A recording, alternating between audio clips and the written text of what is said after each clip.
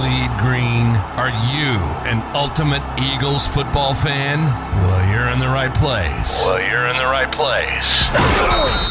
Ready? This is Birds 365, hosted by the new Mac and Mac, Jody McDonald and John McMullen. Here we go.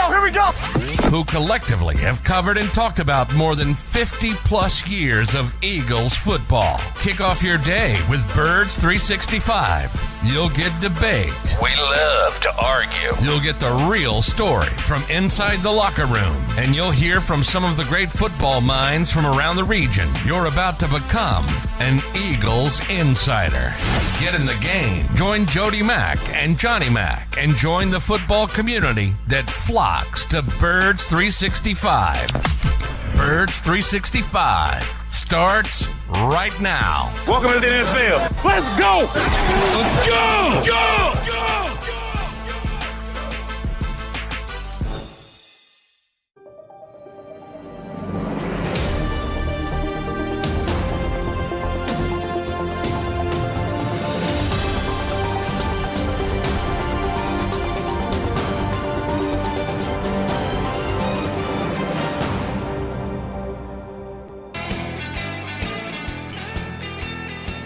A good estimated Thursday morning, folks. You got your Mac and Mac guys, Jody McDonald and Johnny McMullen here to hang with you for the next couple hours as we advance on an NFC East rivalry matchup.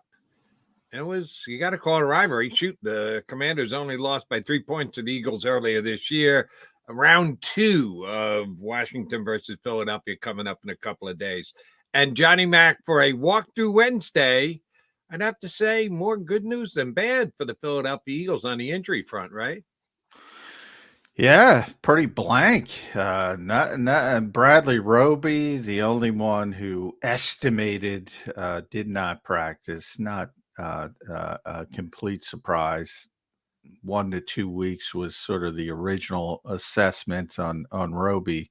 So we'll see if he can get back into it by next week. But Milton Williams limited with a heel and Reed Blankenship full practice with his ribs. So that's an indication Reed will be back and you'll get the Middle Tennessee State Blue Raiders back end, which is exciting with Kevin Byard and Reed Blankenship.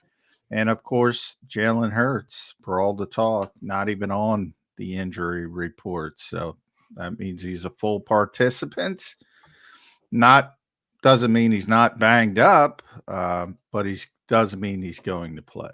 That was the phrase that he used yesterday when he talked to you guys, banged up, when asked about how restrictive the brace was that he was using. He said, it's not the question I would ask. I would ask, what's it like trying to play banged up? So he admits that there's an issue there, but it's not an issue that will keep him either limited or out of a practice, which means he's going to be a go on Sunday. We talked about this yesterday. In watching the game on TV, I could tell something. There had been no report, no indication that he was playing banged up. But the way that he was running, to me, it was obvious that something was up with his leg. Didn't know what it was. We found it afterwards. It was a knee. So there's something there. There's an issue there, but it's not something that Jalen Hurts is going to cop to or admit to or make an excuse for. Do you think the Eagles will, in any way, shape, or form, allow that to affect their game plan going into the game against Washington, knowing that they've got a banged-up need quarterback? Yeah, I mean, you always adjust for what's going on with your particular players. You saw it last year with the shoulder injury when it came back. They certainly tried to protect it, probably came back a little bit quicker than they would have liked if they were able to get a win without him. They probably would have been a little bit more cautious. So they certainly adjusted things to get through it to help protect it as much as possible. You always do that kind of thing. There's so many players in this league that play through injuries, and I think that's one of the things that fans don't always realize. In that, I look at Monday night and Christian McCaffrey, he's on the injury report all week, and He's got an oblique injury, a little bit tearing his oblique. He played every single play. Now, he was on the injury report because he didn't practice. So that's another thing, I think, because I got a question last week. Well, how can the Eagles he's not on the injury report? Because he's fully participating. And if the only way you show up on the injury report is if you don't fully participate in practice. Right. So there's tons of guys who are playing through stuff and you never even see it because they participate fully in practice. Jason Kelsey would be, there's always something wrong with Jason, but he goes out there. Now when you're on the injury report, like a Reed Blankenship, because he missed the game last week, then you have to, when you're upgraded to a full participant, you're still on there because you were on it before. So it's a little bit of bookkeeping. But the fact that Jalen hasn't missed any practice time is the reason he never shows up on the injury report. And until he does, he won't show up on the injury report, but it doesn't mean he isn't banged up. And it doesn't mean he's 100%. Fred Warner's another guy I saw on Monday night, just beat up beyond right and kept coming back in the game. Tons of guys on each team play through stuff. Jalen's going to be one of them this week. And I will give the Eagles this much credit. Nick Sirianni, who, at least in my eyes, seems to live from competitive advantage. If there's any way he can grab a competitive advantage, he looks to do that. Sometimes I think to almost ridiculous levels. He don't mess around with the injury report because that's something the league takes very seriously. If a guy doesn't participate, even when it's just an estimation, when you don't have media guys like John McMullen or anybody else going in there to see who is or isn't practicing, I think the Eagles are forthcoming when it comes to the injury report. I don't think they're looking to get a competitive advantage from anybody. If they could, they would. They know they can't, so they don't. And I give them full credit for that. And I don't have to live. If Jalen's going to full participate in practice, he doesn't have to. Now, again, I saw what I saw on Sunday, and I could tell he wasn't 100%. What percent was he? Jalen knows. I could guesstimate for you, but I don't even know if that would be fair or accurate. It's worrisome coming into the game. It's something as an Eagle fan you keep an eye on. You want to be able to see Jalen drop. You want to see him come out of the pocket.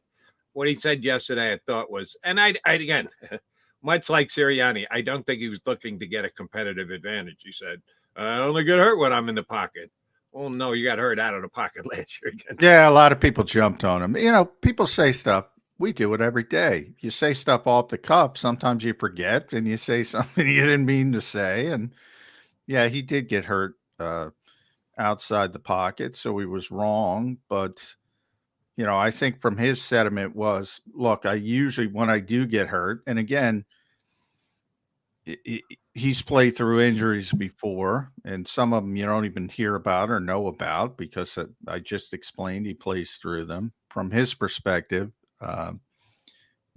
he tends to get injured more in the pocket than outside of the pocket. So I don't think he was technically wrong, but I don't think it takes away from his point, and I think that was his point. But yeah. A lot of people jumped on that, and it was like, I don't think he's trying to deflect you. He knows everybody, and he probably realized afterwards, and he misspoke. Yeah, and hopefully he doesn't get hurt this week inside or outside the pocket, but the Commanders will be coming for him. First chance to talk to the newest Philadelphia Eagle. Don't we have one of those like every 25 minutes? Yeah, we do. The newest Philadelphia Eagle. You don't get to stay that for long with this team. But Kevin Byard talked to the media yesterday, and I saw some clips from it.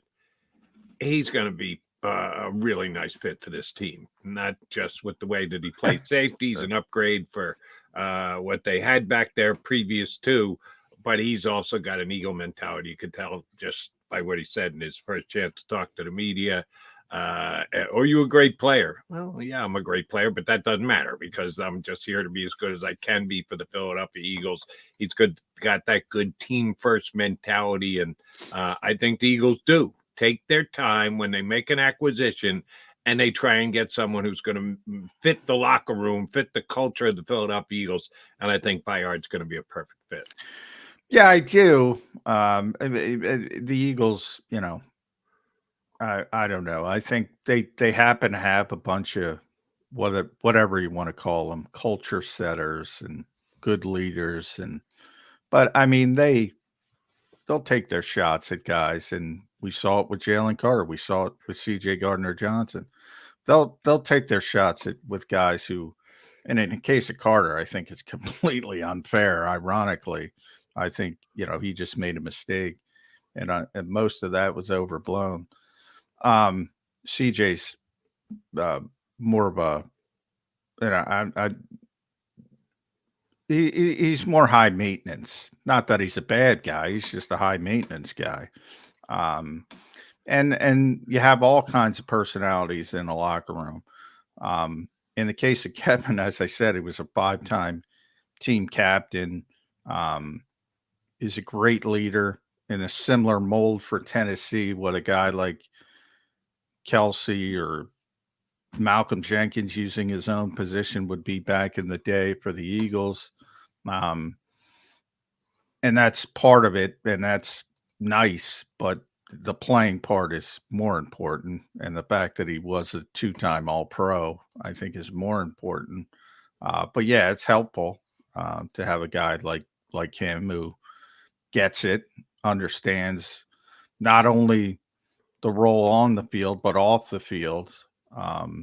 It's just like an added feather in the cap of the acquisition. And yeah, I mean, the rest of the league is just, how he likes to win outside the margins. They're making the margins, margins are supposed to be small. Right. The rest of the league is making them larger because they don't try to do this crap. We mentioned it yesterday. They're arguably the best team in football. Obviously, you have to default to Kansas City because they're 6-1. They won the Super Bowl and all that crap. But they're arguably the most talented team in football, and they're still trying to get better. And the rest of the muck is sitting there. We're pretty good. If you're pretty good, no sense of urgency. So those margins that we think of as small, they get larger. And there's another report that Howie's still looking at it. Like everybody brings up Patrick Surtain. I don't know what's going on in Denver. Why would you want to trade that guy? Why in what world is that? All right, you're not ready to win right now. I get that. You're a bad football team. It's one of your arguably your best player. Arguably one of the best cornerback, not even arguably, one of the best cornerbacks in the NFL. He's still on his rookie deal. Why wouldn't he be a part of your future no matter what? Now, there's other issues. Maybe he's making a plus and he doesn't want to be around a bad team. I don't know. I don't know any of that. But I know on the surface it doesn't make any sense why anybody would want to trade a player like that. But, man, there's a lot of dumb teams and a lot of dumb GMs in this league. So I'm through, trying to make blanket decisions on guys not doing dumb things. You and I don't see Surtain as a guy who's going to be moved, but if you're talking about evaluating the rest of the league and those that are running their teams, the general manager in Denver, who basically, I would say the coach deal, the Peyton deal got done on an ownership level more than a general manager level. So when you're the general manager, the owner basically hires your coach, who they needed to fire after only 1 year. That doesn't look good for a guy like Patton. Is he one of those guys in your mind? A general manager who can be taken advantage of? Yeah. Hasn't done a good job. Had a big reputation coming in. He did.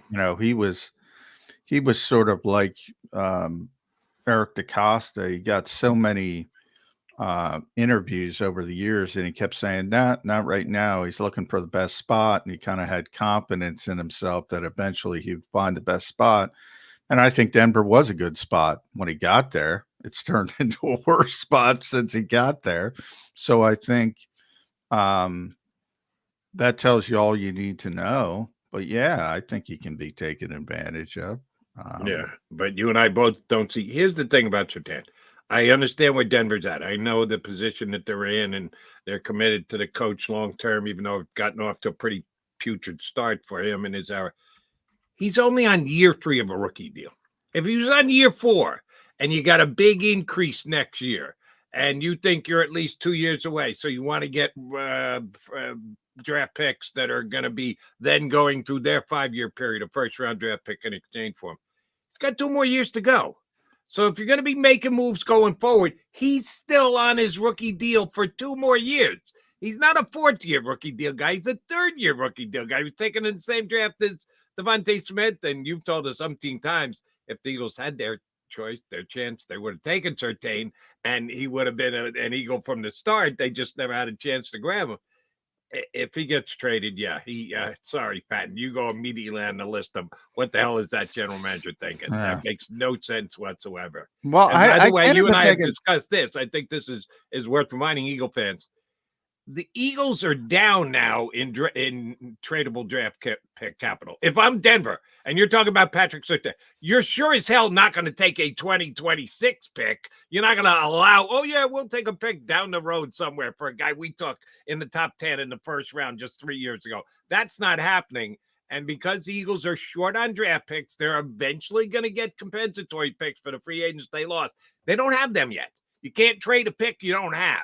So Howie's only got so much ammo in the gun to be able to make another deal. I can't see him. I can't see it either, but I would say this, this is a different type of player. This would take a first-round pick, I would think. I mean, I can't imagine that. And would you agree, an immediate first-round pick, not a future first-round No, pick? immediate, but right. I'd give up my first-round pick. The Eagles' first-round pick is going to be worst case scenario, bottom 20s, right? Best case scenario 32. I'd give that up. I'd race to give it up for a player like Surtain. What are the odds you're getting a player like that at 28, 29, 30, 31, 32? No chance. No shot. 2% at best. Maybe more like 1%. Yeah, and certainly not day one when they step in. Patrick Surtain's already one of the best defensive backs in the NFL. So even if you got a really good secondary play, you got to wait for him to grow. You got to go through the starting course and everything else. It makes no sense, John. Yeah.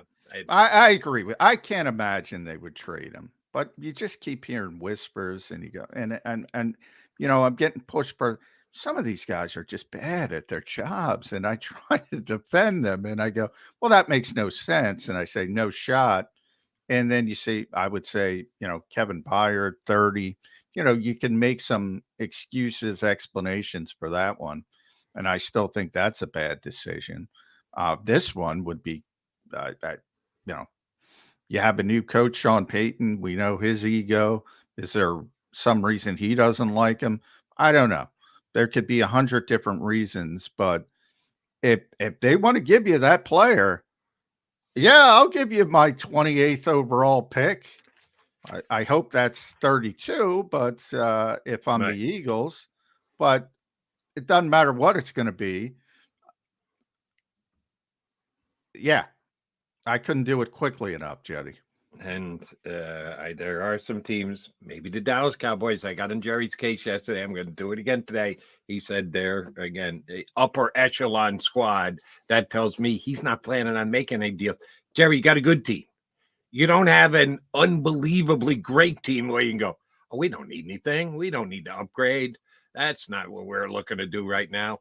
That's the difference between the Eagles and the Cowboys. We're talking Eagles Commanders this week. It is an NFC East showdown.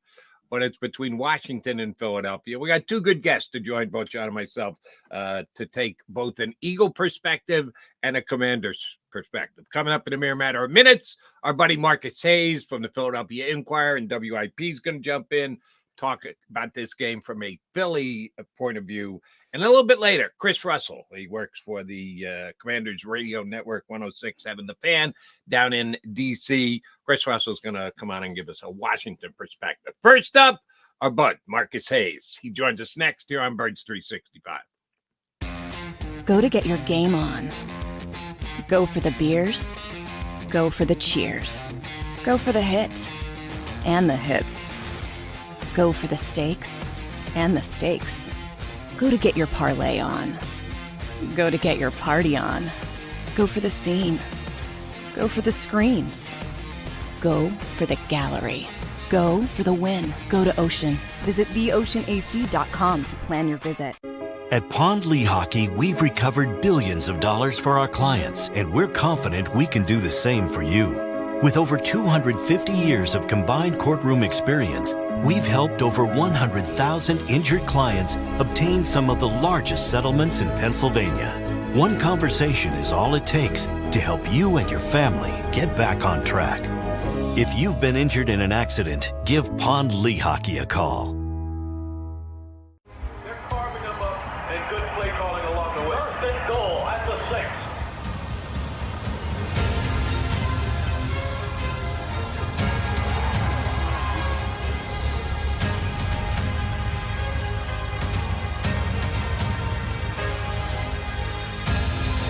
On the field of life, First Trust Bank is there for you. Champions on 3. 1, 2, 3. Because Philadelphia dreams deserve a Philadelphia bank.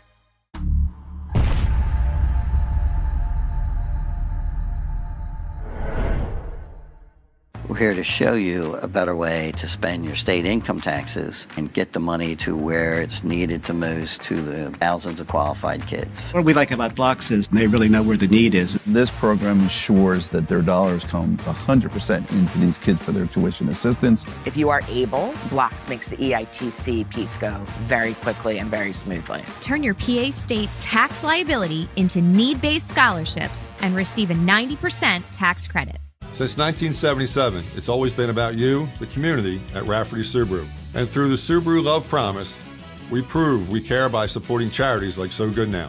So Good Now helps kids in under-resourced areas by connecting them with student athletes to serve as mentors. We remove barriers so athletes can help youth in the corners of our communities where light and love are needed most. When you choose Rafferty Subaru, you help organizations like So Good Now. It's all about you at Rafferty Subaru.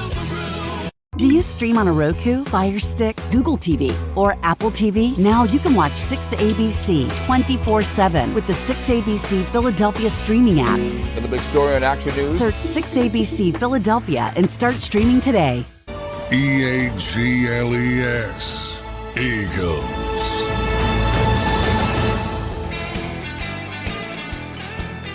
Birds 365 here on the JAKIB Media YouTube channel. Thanks for streaming in with us today. We've got an able assistant joining us. One of our faves, Marcus Hayes from the Philadelphia Inquirer, always brings opinions when he jumps aboard. Here's where I want to start with you, Marcus, because I've always thought of you as a good judge of the room. Last year, this year, the Philadelphia Eagles were undefeated. They didn't have a hiccup like they did against the Jets a couple of weeks ago, but they're 6-1. They're tied for the best record in the National Football League. A lot of similarities between where they are in the standings compared to the other teams in the National Football League this year to last year. How different it all is the room this year for the Eagles, as far as how they handle themselves in the locker room, motivational, just general camaraderie, confidence level, and the like. This year's room comparable to last year's room at this stage of the season? No, last year's room was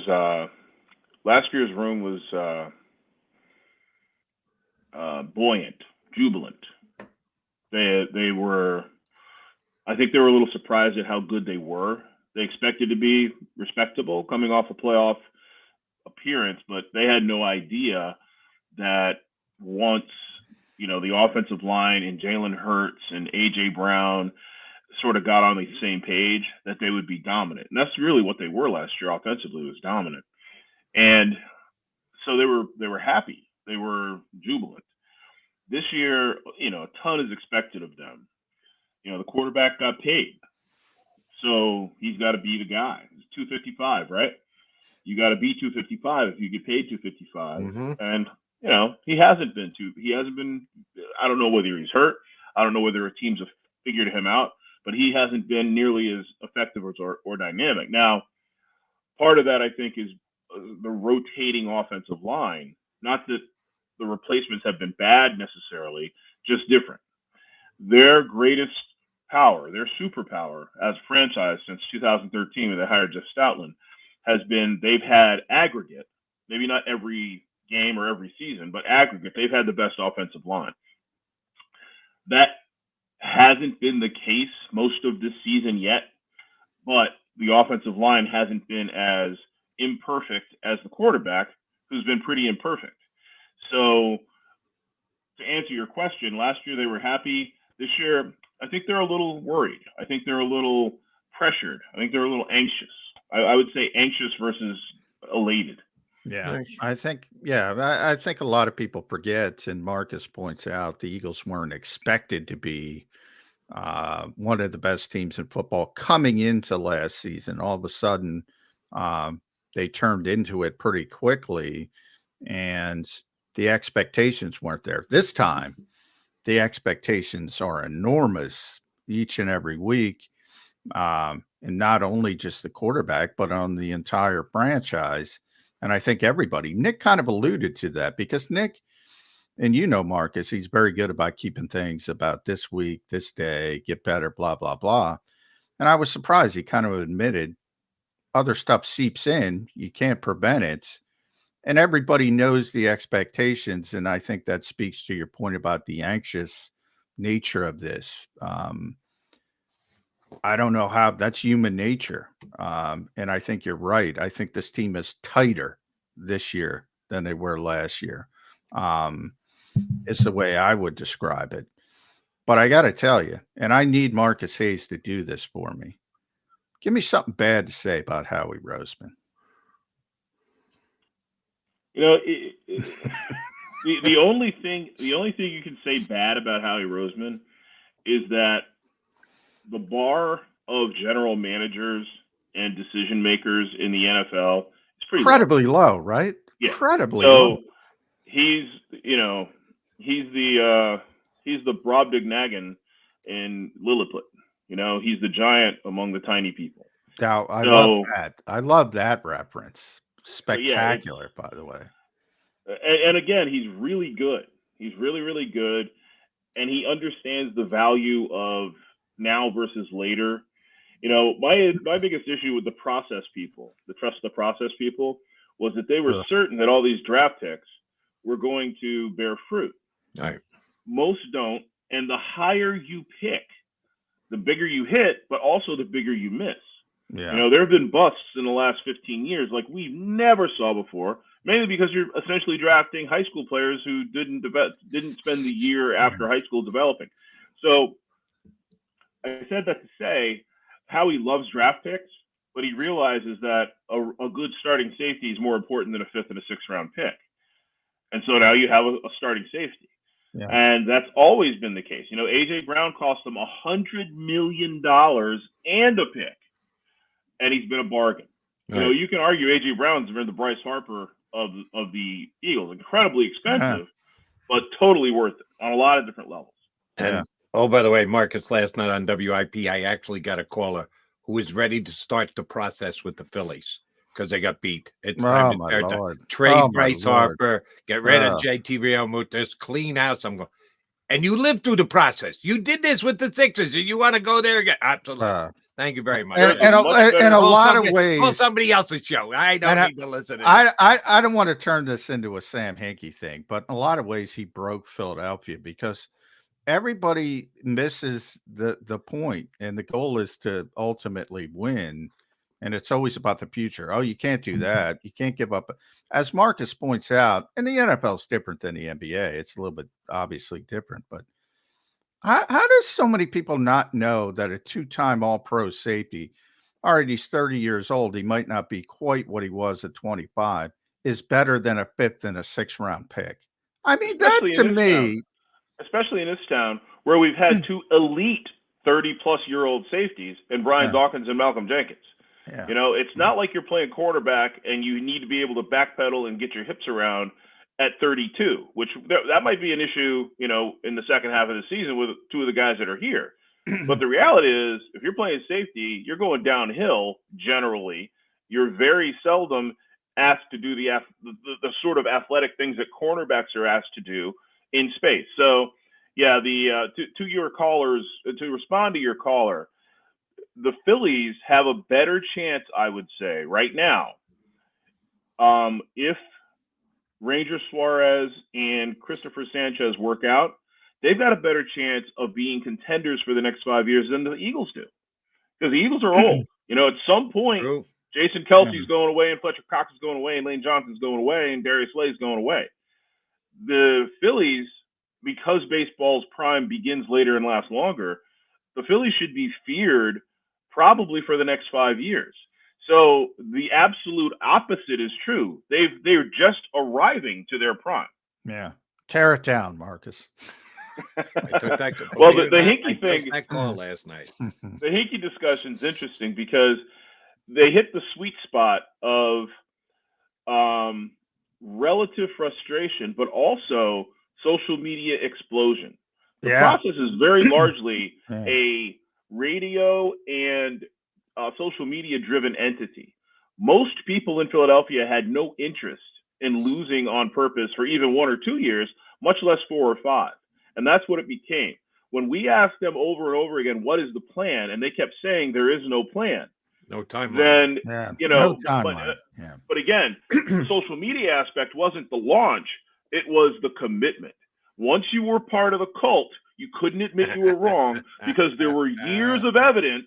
Now you're 100. By the up. way, you're 100% right. It became a religion. It became a cult, and they were always going to move the finish line. Right. First, it was about championships. Then it was about relevancy. Then it was about, well, they got good players. Yeah, we all know. The irony of this, and I'll take it back to NFL general managers as a whole, because you have this whole influx of a younger group of GMs who all think the same way, Marcus. It's this groupthink sort of mentality, but they all somehow convince themselves they're also the smartest guys in the room, even though they stand among an echo chamber, essentially. And I always tell Jody, if everybody does the same thing, then it becomes much more difficult.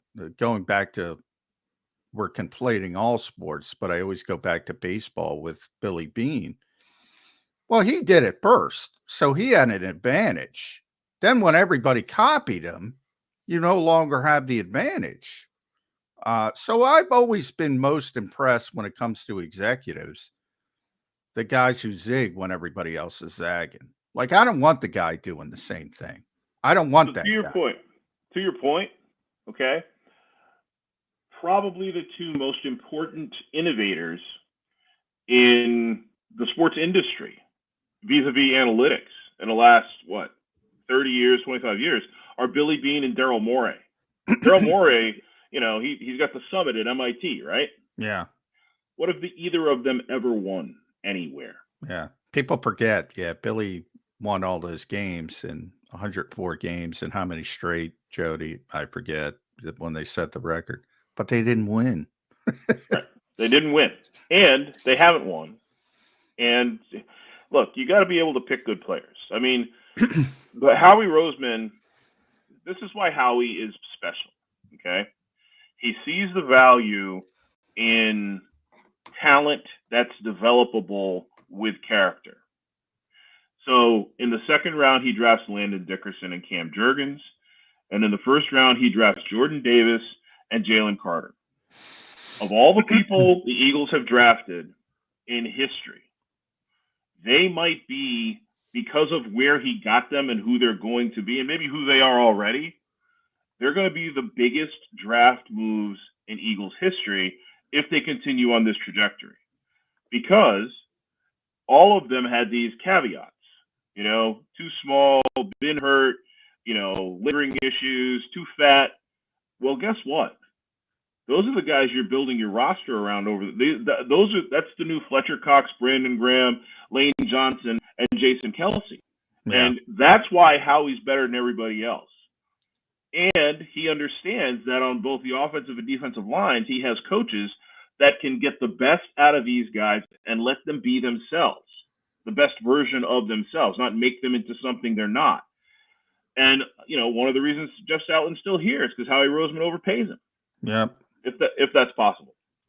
All right, we're putting Howie on a pedestal here, and I'm not saying he doesn't deserve to be on one, because he is.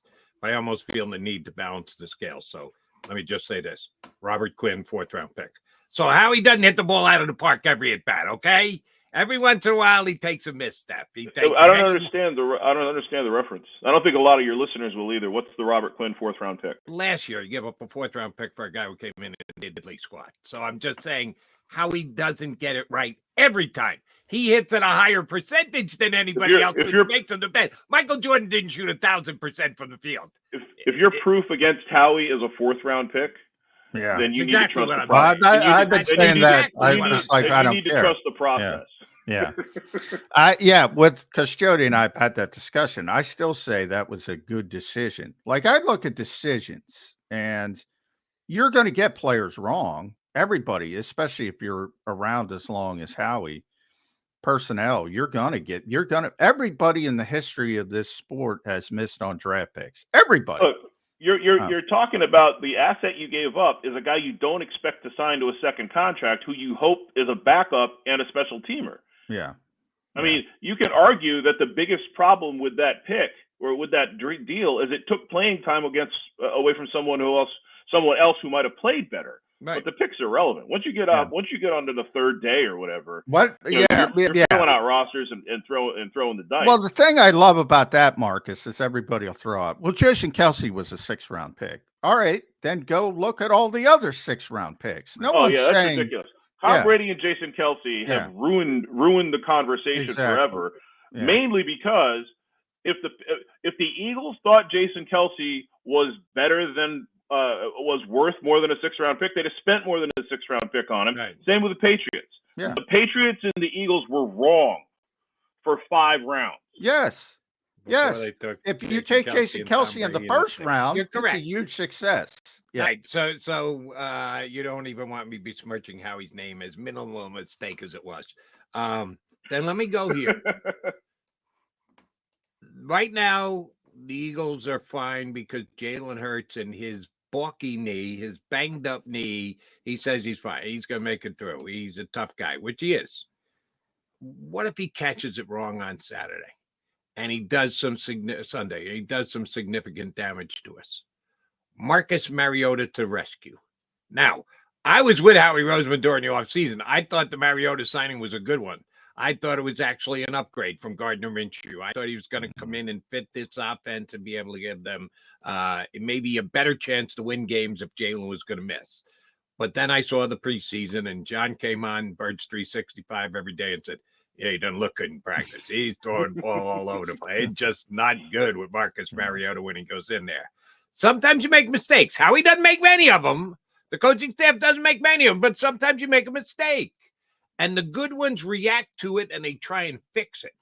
And Howie upgraded this. That went different directions in the safety this offseason with Edmonds. And he got to a point and said, well, listen, I can get Kevin Byard. I'm going to go fix that. You make an evaluation. You look at it. You continue to evaluate. And sometimes you change in midstream. Have the Eagles messed up by not getting a better option at backup quarterback? We know it. We hope that it never comes into play. There's Marcus Mariota gets to handle that clipboard all year long.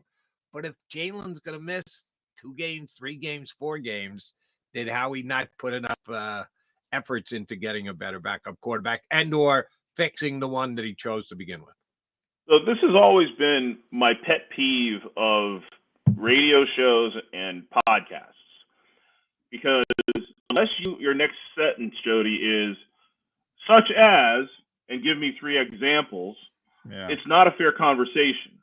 And number one. Number two, we don't know he's messed up. We saw Marcus Mariota play poorly with a group of guys he just met. And he was playing saw Marcus- shortstop as well, Marcus, because Brett Toth couldn't snap the football. So Well, yeah, and he wasn't playing with the frontline guys. So you never know about a backup quarterback. You don't really never know about any quarterback that's new to a system until he gets 5 or 6 games. And hopefully Marcus Mariota doesn't get 5 or 6 games. Come on, Marcus, you know better than that. That's not the want of league. You don't get that chance. Nobody gets that chance. Nobody gets to step in and play massive reps with his fellow starting teammates if the quarterback goes down. You have to kind of fly by the seat of your pants. That's the way the league is set up. Yeah, well, here's what you do with everybody else. Here's what you do with backup quarterbacks. No backup quarterback comes in and wins the MVP. No. I mean, Brock Purdy's the aberration, but Brock Purdy, is probably the 13th best player on his team. So, yeah, I don't expect no backup quarterback comes in and is spectacular until he gets his feet under him, which we've all seen over and over and over again. That's how Tom Brady came to exist, remember? Yeah. Yeah. And trust me, Tom Brady wasn't the best player on that team for probably the first 3 or 4 Super Bowls, much less the first 4 or 5 years. They had a really, really good squad. So, yeah, you need 4 or 5 just to evaluate. Not that the guy's going to be even any good. He's going to be up and down probably the first 4 or 5 games. So what you ask of a backup quarterback probably isn't even what you asked of Marcus Mariota in the preseason. You ask a backup quarterback to run a very, very condensed group of plays, a very, very condensed playbook for probably aggregate 150 or 200 plays over 3 or 4 games. So if they can execute those plays and he can actively not lose games, that's Marcus Mariota's job, to not lose the game, to have 1 interception per outing, even if you don't have a touchdown, to have 1 interception per outing. That's his only job. And we just don't know whether that's what he's going to be able to do. But I will say this, Jalen Hurts has now been hurt every single season he's played in the NFL. He had a hamstring injury at the end of his rookie year, and that's not why Nate Sudfeld went in, but he was injured. And he's had ankle surgeries the last 2 years. He had a shoulder issue, and now he's got a knee. Stop running him. Yeah. Well, Jalen says it's not the running, Marcus. He gets hurt in the pocket, even though he got hurt running last year in Chicago. He kind of forgot that. But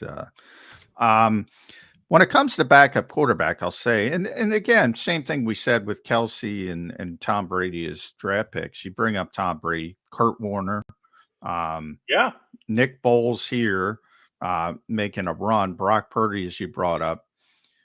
Those are the exceptions, and generally your backup quarterback, like I think Gardner Minshew is a slightly better backup quarterback than Marcus Mariota.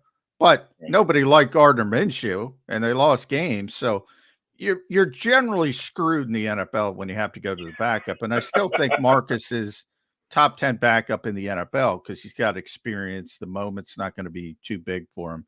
I have no problem with him being the backup. I was just pointing out he didn't play that well in training camp. And there's a lot of reasons for that, starting with the fact that he's a better shortstop than Trey Turner because of all the work he got trying to pick up bad snaps, and that throws off the timing of the offense. Bottom line is you don't want him playing. That's fair to say. You don't want any backup quarterback playing unless you're Dick Vermeil and Trent Green gets hurt. But we obsessed over this in the offseason because you knew Jalen was going to get hurt. Yeah. A backup quarterback for Jalen Hurts and other guys who get hurt, but a backup quarterback for Jalen Hurts might be more important than a backup quarterback for someone who gets hurt less, who puts himself in less in harm's way fewer times. And a lot of the times Jalen runs, it's by, he chooses to run. He'll audible to a play. It'll be an RPO where he doesn't give the ball away or pass it. So, it's going to happen. And if that's your price of doing business, if that's what you will accept from your quarterback, so be it, But the backup quarterback for whoever Jalen Hurts' backup quarterback is, is probably going to get a chance or two to play. We'll see. We'll see if that comes into play this week.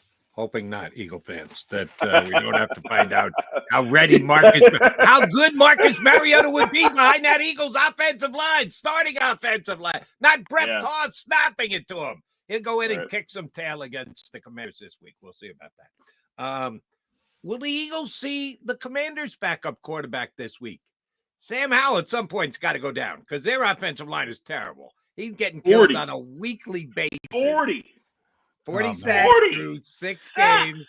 Yeah, he's on pace to break the record of David Carr, which I believe is 75 in Houston. And as a bye week. Yeah. Jeez. Yeah. He might break the record this weekend. Yeah. I don't think he's going to make it. Time out. I got to go here with you, Marcus. Set the under over yesterday to John 7. and who else was that? 7. Was it Gil? I think it was Gil. Yeah. Under over 7.5. So I said the going number under. at 7.5 yesterday. How many sacks for the Eagles on Sunday? I'm going under. I said 7. Yeah, I'm going under. So you're under. I'm the only one who's going over. I think they're getting 8. I think Hassan's getting 4 all by himself. Oh my gosh, I don't know. Maybe you've done some more better forensic investigation than I have of the matchups. Yeah, it's pretty damn. I think the Eagles. Part of the problem is I think the Eagles' defensive front is so good that teams game plan to get the football out quicker. So the first time, that I think they had 5 sacks. I looked it up. What was it, Jody? 5, I believe. 5, it was 3 5 by Nick Morrow. And that was the Nick Morrow game. And even Sam Howell, they told him get the ball out, and it's a little bit skewed. If he held on to the ball, we might have like Carson Wentz last year. I had 9 down at FedEx Field, took 9 sacks. But teams are so scared of this defensive front, and you've seen it consistently. Kirk Cousins hangs on to the football, not against the Eagles. Ball was coming out. Tua gets the ball out quickly against everybody, got it out even quicker. Part of that too is, when's the last time they've actually had a linebacker who could cover a running back or a tight end? It's just that's all that weak underbelly. I can't remember. What was it? Willie Thomas in the 90s? Willie T. Carlos Emmons in the early 2000s, something like that, where they had a weak side linebacker that would stay on the field and actually cover a tight end or a running back coming out of the backfield or coming off the line. But again, that seems to be the trade-off for the Eagles. They'll give you, 7 6-yard completions and a short field goal if you can execute, and they can't get to your quarterback, and they'll beat you, 28 to 15. You know what I mean? I think that's their play. That's their plan. That's their design. And it's not going to change. And I think what they hoped was that Nakobe Dean would be that guy. Usually it's a little bit longer, live, athletic guy than Nakobe, who's a great athlete, but isn't very big. But I think they thought that they might have a guy who could cover a running back out of the backfield in Nakobe, and maybe they do. I'd love to see that. He is by far, and I don't really get excited about players they draft or whatever, even though during the national championship game, I called them drafting Devontae Smith. Nakobe Dean is the guy whose career I'm most interested to see since they drafted Brian Dawkins in the 2nd round. I think he could be horrible. He could be, never sign a second contract. But I think that's he could interesting, be a really Marcus, special player. Because I asked this of Jody yesterday, so I'll ask it of you. This team is obviously the Kevin Byard move. There's an incredible sense of urgency, how he's trying to take advantage of this window. Mm-hmm. Nick Morrow's played well, but we all know Nakobe Dean's the long-term answer, and they believe that. But Nick Morrow has been tremendous, and Nakobe was kind of shaky last week. At what point does the meritocracy part of it come in, say, hey, we're going for a ring. We got to put the best player on the field right now. And I can't believe I'm saying this for a very small sample size. Right now, that's Nick Morrow. You go with the Well, hot hands. Well, I think this is the best way for every team in every sport to proceed. If you've got a player playing at a B level and a player playing at a C level, and the player playing at a C level is a greater like long-term investment, whether it's money you paid him or a draft pick equity that you've invested in him, or just you think he's got talent. As long as the C level player gets a little bit better every week, then you go with the C level player, because at some point he's going to be better than a B level player. And especially if it's a position where, if you're on a team where you can win other ways, you see that, I think that's what you have to do. Because you see it happen with quarterbacks all the time, right? Bad quarterbacks, guys who can't play, get chance after chance after chance because of the investment. Now, the investment in Nakobe Dean isn't the investment that they have even in Jalen Hurts as far as picks and money or whatever. When Jalen Hurts was like, well, is Jalen Hurts going to be a starter in this league, when we were having that conversation? But Nakobe Dean, to me, so far, hasn't been so much appreciably worse than Nick Morrow that he should be abandoned for this season.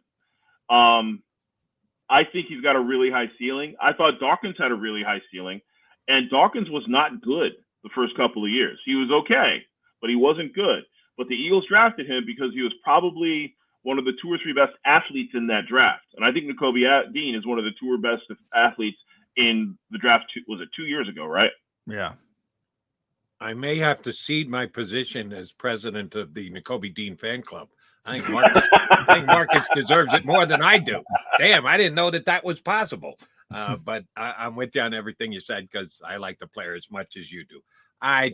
Nick Sirianni, and I'm a big fan of the coach.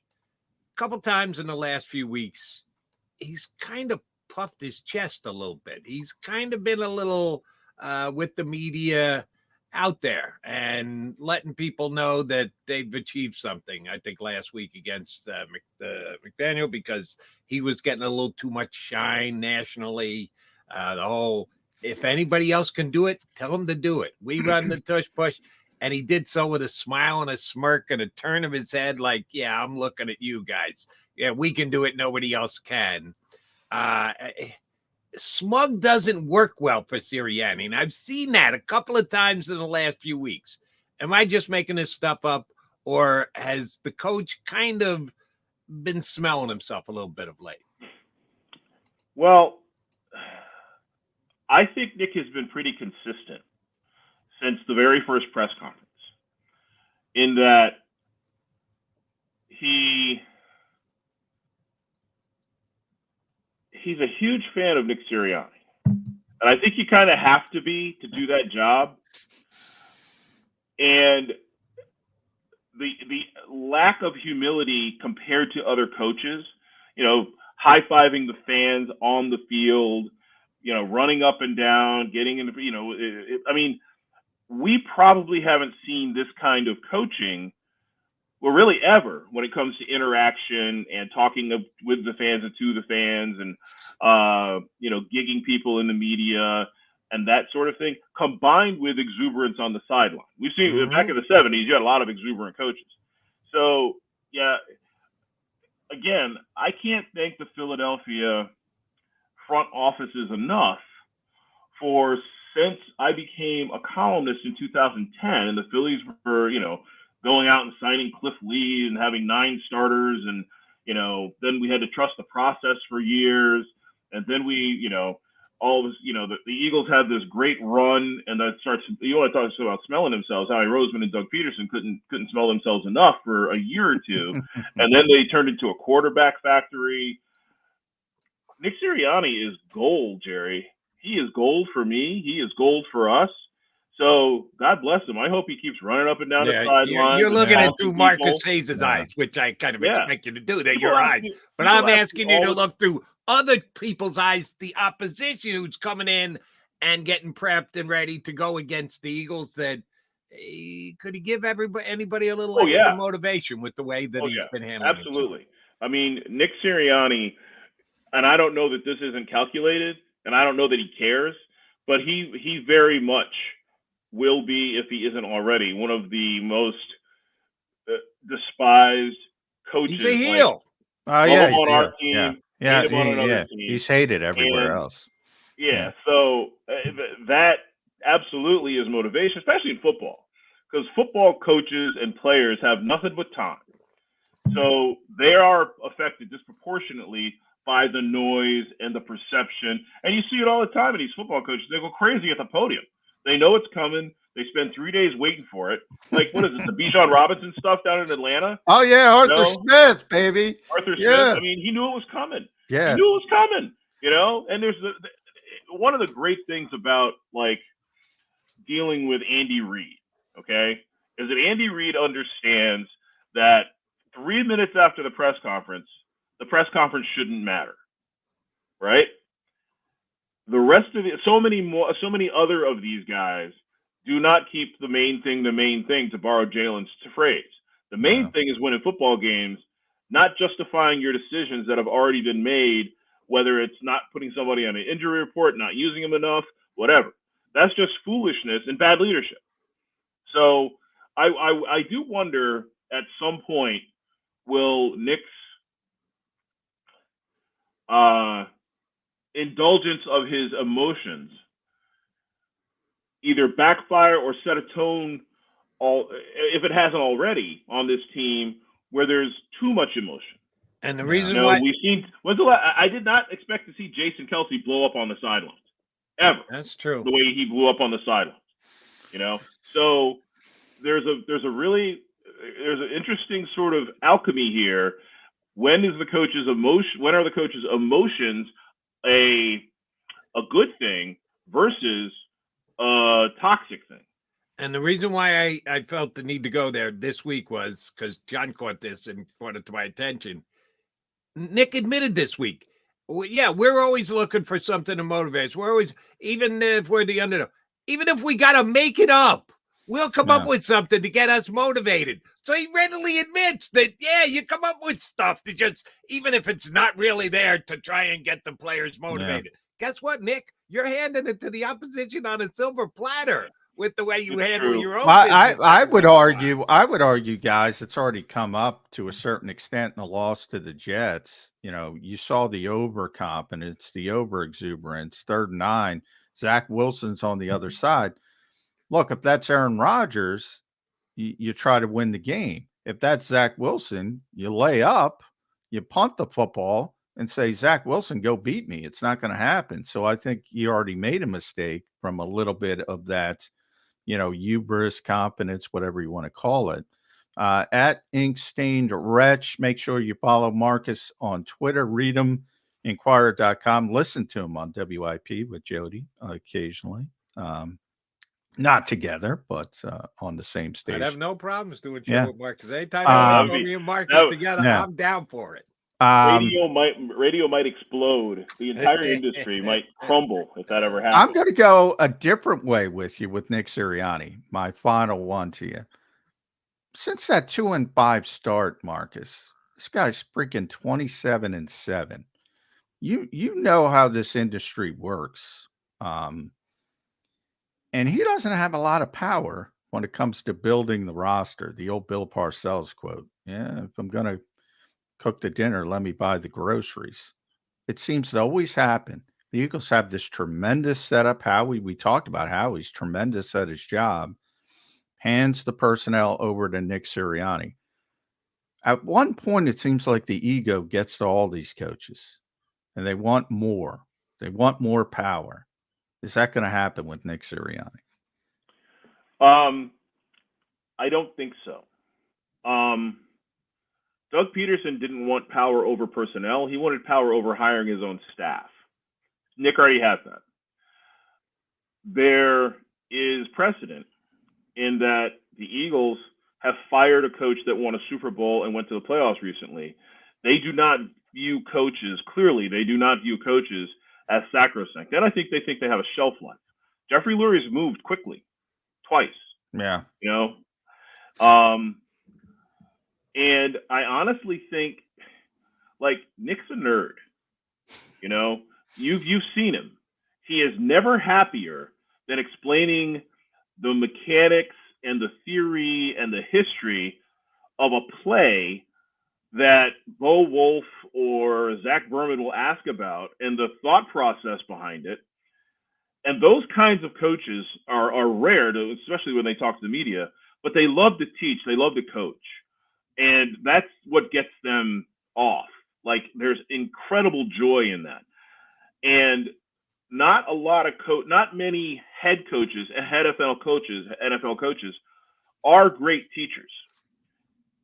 And not many have the bandwidth and the humility don't have the bandwidth to do the GM job and don't have the humility to let it be done for them. I said all that to say, no, I don't think Nick is ever going to crave final say. I think he might want more say, and I think they're going to give it to him.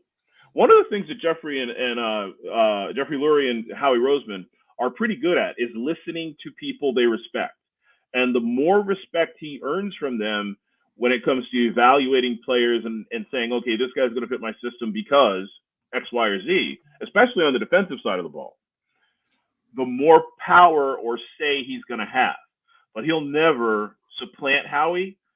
And I like the separation of church and state. And I don't think that he's that cat. I just think he's such a football nerd, such a coaching nerd, that he is going to be sort of happy mainly staying in his lane. Well, it's a story that we're going to have Marcus Hayes back on to discuss at the end of the season, because at some point you got to talk about an extension for Sirianni too. If they have a good season again, if they win a Super Bowl, forget about it. The extension's a given.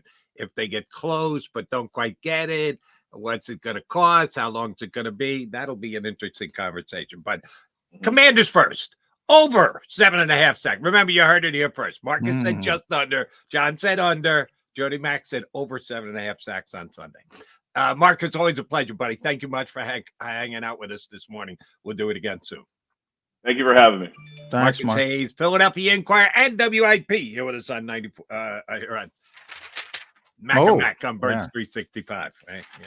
That was my fault. Two WIP guys get together and we get WIP on the break. All right, Mac here on Birds 365. Timeout coming. We give the props to the opposition going behind enemy lines next hour. Chris Russell from the Commanders Radio Network is going to jump in with us here on Birds 365.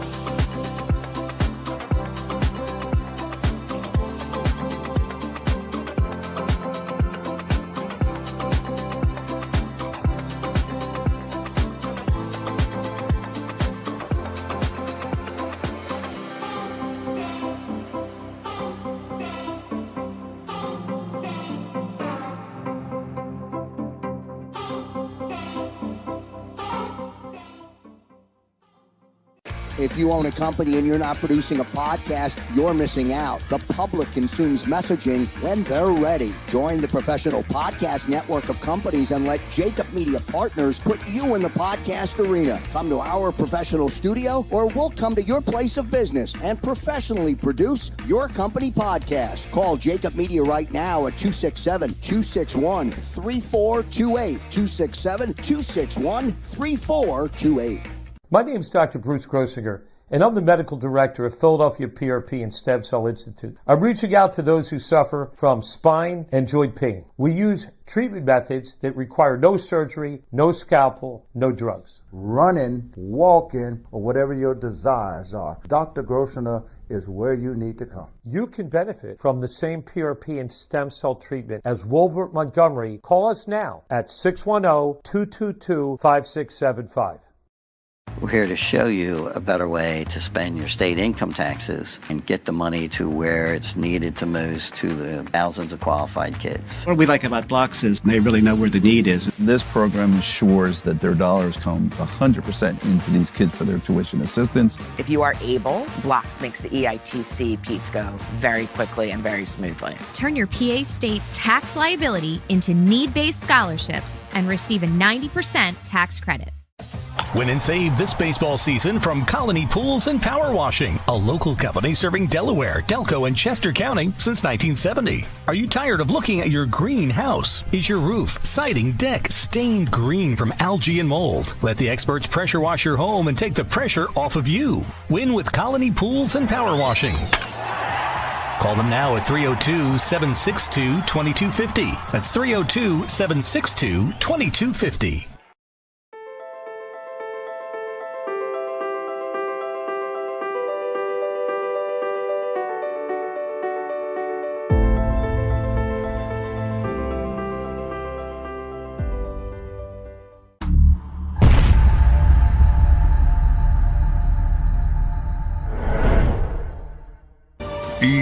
EAGLES, Eagles.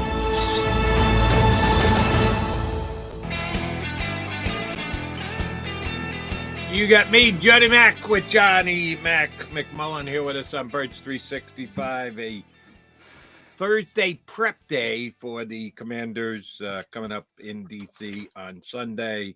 We're kicking back and forth, having some fun with how many sacks the Eagles are going to get. And it's sorry to say, Commander fan, we got Chris Russell feeling, I think, less than 15 minutes about how porous that offensive line has been down there in Washington so far. But just in general, got to give the Eagles defense credit, Johnny Mac. First 5 games of the year, the Eagles winning all 5. Boom, 5-0, just like I said before the season started. Yeah, I've been wrong 2 weeks running. Thought they were going to beat the Jets. Didn't happen. Thought the Dolphins were going to move the football against them. Thought the Eagles would score. I hit the Eagle number right on the head, 31 points. I thought the Dolphins would score more than that. They didn't even come close. That was a hell of a defensive effort by the entire defense this past week. Is Sean Desai getting his proper credit for where the Eagles defense is 7 games in? Yeah, I think he's getting a lot of love.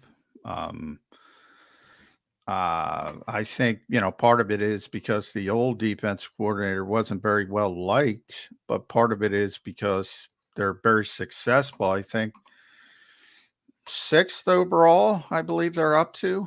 And if you would have told me that at this point of the season, I would have said, probably not.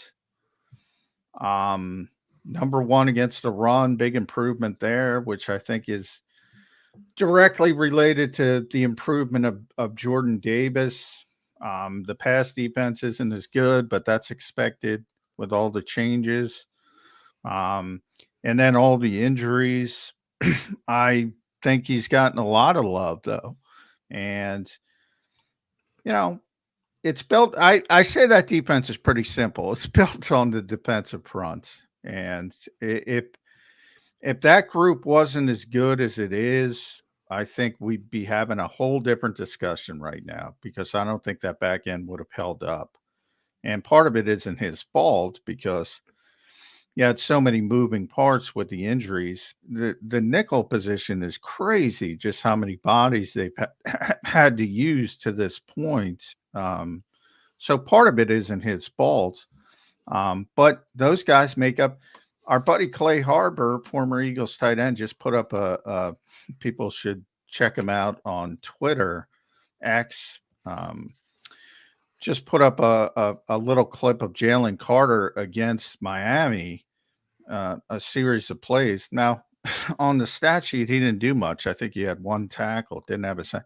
Dominated the game. He shows you play by play, just hurrying Tua constantly in the backfield. I think Pro Football Focus, I looked at the other day, we were talking about their rankings. He's number 1 as a rookie in the entire NFL amongst interior defenders. It's been unbelievable. And then you have the guys who are already there that we know, the Reddicks, the Sweats, playing tremendously. Fletcher Cox is having a great season. They're so deep. They can come at you in waves. Jordan Davis, as I just spoke about, he's one of the most improved players in the league. Yeah, they're carrying it, but so what? It doesn't, if they're that good, Tampa Bay had about 2 minutes when they took advantage, Jody, of the slot stuff. And then the defensive front took over. They were trying, but they didn't have the time to do anything. The Rams took advantage of it for a half, and they have the best slot receiver in football, number 1. and they took advantage of it for an extended period of time, and then they couldn't because the front took over. Is somebody going to be able to? And now they're getting better with Byard and helping at safety. So now you have a bunch of guys, whether it's Roby when he gets healthy, Eli Ricks, Sidney Brown's going to move back to the slot, Josiah Scott. They got a bunch of bodies, but still, it's not great. No. But it hasn't mattered. It hasn't mattered. And again, credit to the guy who's putting the roster together. This is the way how he envisioned it. We're going to be so good up front that we can put whoever in the slot, whoever at that other safety position, as long as they're okay at best, we'll be fine, because they're not going to be able to pick on them because we're going to get to them before they get a chance to pick on them. That's the way how he allocated his resources for those positions coming into the year. And it's going pretty much to plan. So even though the Eagles have had to go out and do a Byard type deal, get them, not that they paid much to get them, but to upgrade that position, they're getting the results that they need. And you're right, at 6th overall at yards per game, not too shabby considering how many defections they had from this defense and the injuries they've had from this defense so far. So I'm giving a lot of credit to the Eagles defensive coordinator. How about the offensive coordinator? We judge these guys on a week-to-week basis. Brian Johnson, I thought he had a relatively poor game call against the Jets a couple of weeks ago. They did what they had to against the Dolphins, put up the 31 points that I expected, ran the ball effectively when they needed to, made the big plays. Having A.J. Brown always makes everything a hell of a lot easier. But I think last week was a big win for Brian Johnson. So if you look at two coordinators together, you and I have been harping on this since both of the two coordinators got hired away after a Super Bowl trip for the Eagles last year. Brian Johnson holding up his end of the bargain, his play calling responsibilities? Yeah, I think so. I think I joked that already somebody took over the fire Brian Johnson on X, the account. I think the difference there, again, is the expectations. Like there were such high expectations for the offense coming into the season. And, they were number 2 in the NFL coming into that game against Miami. Miami was number 1. They were number 2. They fell back. They're number 3 right now. They're number 4 in rushing offense, number 9 in passing offense, number 4 in points per game, number 2 in third down offense. They were number 1, number 4 in fourth down offense. The only thing that has been a bit of an issue is the red zone offense, and they're up out of the 20s. They're up to 19th now. So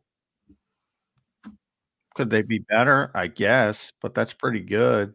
I mean, that's pretty good. But the expectations were so out of whack. People, not everybody, I shouldn't say that, but a lot of people have somehow framed that. Were they out of whack or were they reasonable? They were elevated from where you started the year before, but I don't think people were unfairly expecting Eagles to score 40 points a game this year. Well, I'm talking about the people who've called him a failure. They're at 389 yards a game. They had 425 or more for 4 consecutive games there, which is only the 3rd time in franchise history they've done that. So, unless your expectations are that isn't good enough, well, then how is it not good enough? It doesn't happen every day. It's not like it's a common occurrence. I don't know how many other teams other than Miami are top 10 in every meaningful category except red zone. And they'll probably get to top 10 in red zone when it's all said and done. I think the expectations have skewed people's thought processes on Brian Johnson versus Sean Desai, because they didn't expect much of the defense, or as much, I shouldn't say, and that's probably. But do you think that's unfair to Johnson? the offense stayed intact, save losing their right guard. And oh, by the way, I think the fill-in was doing a dynamite job till he got hurt. So you got to factor that in. You're now on your third string as compared to last year, right guard. But other than that, the offense is completely intact. Didn't you expect them to hold the line right where they were? Wasn't that fair to expect that with the offense? Defense, No, they're making major changes because of free agency. I think it's fair to have high expectations for the offense. I think it's unfair to say that the offense hasn't reached those expectations because they may be doing it in a different fashion. And the worst part of the offense, to be honest, isn't the red zone. It's the turnovers. That's where if you take away, they had that ridiculous run at the start of last season, Jody. I forget, they were plus minus. It was outrageous before it started to correct a little bit. Level off, right? They're -2 now. If they took care of the football like they did last season, early in the season, they'd be way ahead of where they were last season. So from 20 to 20, this has been a juggernaut offensively. And then some things have bogged down from there. Jalen Hurts, too many turnovers, some his fault, some not his fault. But overall, it's been every bit as explosive as an offense as I expected, as most should have expected. And other than Miami, the most explosive offense in the NFL. And the thing that surprises me most about it is they've been doing it now for weeks without the threat of Quez Watkins' speed. Just amazing that this offense has been able to continue on without Quez Watkins. You're not going to let that one go. Never. He's John McMullen. I'm Jody McDonald. Joining us next, our buddy Chris Russell from the Redskins Radio Network, reporter, writer, commentator on all things Commanders. He joins us next here on Birds 365. Go to get your game on. Go for the beers. Go for the cheers. Go for the hit and the hits. Go for the stakes and the stakes. Go to get your parlay on. Go to get your party on. Go for the scene. Go for the screens. Go for the gallery. Go for the win. Go to Ocean. Visit theoceanac.com to plan your visit. At Pond Lehocky, we've recovered billions of dollars for our clients, and we're confident we can do the same for you. With over 250 years of combined courtroom experience, we've helped over 100,000 injured clients obtain some of the largest settlements in Pennsylvania. One conversation is all it takes to help you and your family get back on track. If you've been injured in an accident, give Pond Lehocky a call. They're carving them up and good play calling along the way. First and goal at the 6.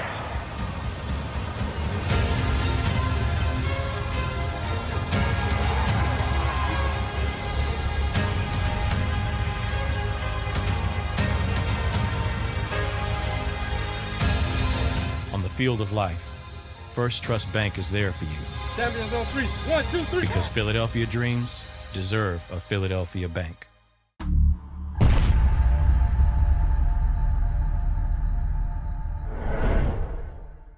We're here to show you a better way to spend your state income taxes and get the money to where it's needed to most to the thousands of qualified kids. What we like about Blocks is they really know where the need is. This program ensures that their dollars come 100% into these kids for their tuition assistance. If you are able, Blocks makes the EITC piece go very quickly and very smoothly. Turn your PA state tax liability into need-based scholarships and receive a 90% tax credit. Since 1977, it's always been about you, the community, at Rafferty Subaru. And through the Subaru Love Promise, we prove we care by supporting charities like So Good Now. So Good Now helps kids in under-resourced areas by connecting them with student athletes to serve as mentors. We remove barriers so athletes can help youth in the corners of our communities where light and love are needed most. When you choose Rafferty Subaru, you help organizations like So Good Now. It's all about you at Rafferty Subaru. Do you stream on a Roku, Fire Stick, Google TV, or Apple TV? Now you can watch 6ABC 24/7 with the 6ABC Philadelphia streaming app. And the big story on Action News? Search 6ABC Philadelphia and start streaming today. EAGLES. Eagles. Mac here with you on Birds 365. We're going to give you a Washington's perspective for the next 20 minutes or so. Here from the Commanders Radio Network 106.7. The Fan down in D.C. is our buddy Chris Russell. Chris, here's where I got to start with you today. You're not going to be so bold, so foolish enough to say that if the Commanders don't win, that you will give up all your broadcast responsibility. Because I know a Chris R. who did that this week, and he's paying a price for it right now. You're not going to follow in the Mad Dog's footsteps, are you? Well, Jody, you know, that would be an absolute disgrace if I did something like that. I mean, who would ever do something like that, Jody? That is crazy. That is nuts. What do you think about that, dog? Never heard your Mad Dog impersonation before. Very good, Christopher. I appreciate it. Not bad. Not bad. I've been studying it for 30 years, you know. How are you guys? Very good. Doing well. Good to see you, Chris. You know, Washington's an interesting team to me, and they're improved. I like what Sam Howell has done. They're certainly not protecting him. But before we get into the nuts and bolts of what's going on with the Commanders, I want you to go back to the first time these two teams met. Mm-hmm. How did it go over that Ron Rivera, Riverboat Ron, who I've stripped him of that nickname, did not go for the win on the road with a chance to steal that game? So it was highly criticized, as you guys could imagine. Now I was there, and in the moment, I got to be honest with you, I was thinking just kick the extra point, tie this game up. You just tied the game. Don't bank on losing this game on one play where something could terribly go wrong, a sack, which happens all the time. You know, a receiver slips, doesn't get separation, what have you. So I was thinking in the moment, play it safely, extend the game. You have momentum from that last drive, even though the Eagles had scored on their last drive, so on and so forth. Now, I am more conservative by nature than most people, so I'll admit that plays into some of it. In hindsight, obviously, I understand the criticism of Ron, and of course, because they lost, you know, if they would have won in overtime, it wouldn't have been as big of a deal. But they had the ball first, and if Terry McLaurin is like this much more inbounds, they convert on a 3rd and I think it was 7 or whatever it was, and then they extend that momentum and extend that drive, and maybe they score a field goal. I don't know. Here's the bottom line, guys. I'd take you back to 2020, the first year. You know, remember when we were under the pandemic? And there was no fans. We were up MetLife Stadium, and Ron and the Commanders, then the Washington football team, scored a game-tying touchdown, make it 20-19 with about 30 seconds left against the Giants. And Ron went for 2, and they lost. A receiver slipped or whatever happened, so they lost the game. And afterwards, he said, well, you know, I've always been told at home you go for the tie. On the road, you go for the win. Yeah. And I said, curiously, I said, well, there's no fans here. I mean, you're just in a road stadium. There's no fans. What does it matter? That's a good point. That was a good point, Chris. Yeah, either you go for the win or you don't go for the win. It doesn't matter where you are, but just taking him for his word. But then 3 years later, 2.5 years later, whatever it was, he's on the road. He's in a packed Lincoln Financial Field. He said 3 years ago, I go for the win on the road, and then he doesn't go for the win on the road. Nothing that Ron Rivera says much makes sense, quite honestly. Want to ask you a position-specific question. Because the Eagles had a couple of tight ends make plays against them. I wouldn't say they've been buried by tight ends, but some tight ends have made some plays against them. Their linebackers' ability to cover isn't great. We're going to add a Kevin Byard this week. We'll see what he does to their coverage, but their safety coverage isn't great. If I've got a good tight end, that would be something that I would make a main part of my game plan. Logan Thomas, he had 3 catches against the Eagles the first time. Okay numbers for the year. One of the more, I think, physically gifted tight ends, quarterback turned tight end who's bulked up and the like. What kind of year is Logan Thomas having, and how big a part of the offense do you think he is this week against the Eagles? So I do think he'll be a bigger part than maybe most weeks. Some of which you just mentioned, Jody, with the addition of Byard and what is it, Reed Blankenship, right? Being banged up. Right. Yeah. And some of the changes in the middle of the defense, if you will, of the Eagles. But what I will say is this: Logan, hasn't been able to stay healthy. He started off this year poorly, couple of drops against Arizona, and then he caught a touchdown on a 4th and goal from the 4 in Denver and got his lights knocked out by Kareem Jackson, who we all know has been in the headlines this year, right? And he missed the rest of that game and missed the next week because of a concussion. And I don't know if he's ever really been right since then. Now, I know, former Redskins head coach Jay Gruden comes on my show on Team 980 every Monday afternoon right after the game, and he was killing Logan as a blocker. And he's right. I mean, he's not a good blocker. He's willing to give an effort, but what the Washington Commanders need to do, especially being that they're passing the ball roughly about 70% of dropbacks, or I should say 70% of offensive plays compared to 30% roughly about the run, is they need him to hold on to the damn ball and be a major factor to where you get 8-9 targets, 6-7 catches, 75-ish yards. Because I guarantee you, Dallas Goedert, as you guys know, is going to be a big part of the Eagles game plan, as he was early on against the Dolphins, as he is most weeks. And I'm telling you this, I'm going to attack the Washington secondary with Dallas Goedert because they play a lot of soft zone, and there's always room. Go check out the Darren Waller tape from last week at MetLife Stadium. There's always room in the Commanders' soft zone for a tight end to pitch a tent and basically set up shop. Well, I will start, since you went down the secondary route, Chris. Please tell me, Jack Del Rio is not going to throw Emmanuel Forbes to the Lions again. My God, they had him traveling with A.J. Brown, and they have two good corners who have played. Benjamin St-Juste, Fuller's a good player. What the heck were they trying to? That poor kid who's got a lot of talent. Yeah. He may never recover from that. Well, John, it got worse actually after we left Philadelphia that Really? day. Because, if you guys remember what happened on the Thursday night game against DJ Moore and the Bears, and then he finally got benched, right?